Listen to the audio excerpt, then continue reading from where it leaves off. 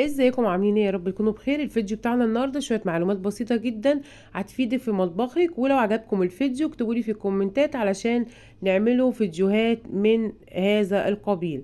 بصوا، اول حاجه خضره المحشي عايزاها تفضل معاكي بلونها وبريقها وما تتبلش معاكي، حط لها شويه زيت. بجد الطريقه دي حلوه جدا.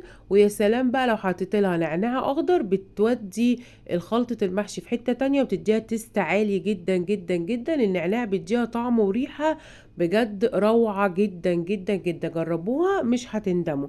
تاني حاجة، عجينة البيتزا لكل كيلو دقيق 500 جرام مية، 70 جرام من المادة الدهنية، 10 جرام خميرة، 10 جرام سكر، 5 جرام ملح. وفي الصيف بتعجني من مية الحنفية عادي جدا جدا جدا. تاني حاجة، صلصة البيتزا تعمليها بطريقة كونكاسية. ونصيحة مني، لو عايزة تحطي بهاراتك تبلي في اخر حاجة علشان الصلصة متسودش معاكي. وده كان فيديو بسيط ومعلومات بسيطة، يا رب يعجبكم. لو عجبكم اكتبولي في الكومنتات. اشوفكم على خير ومع السلامة.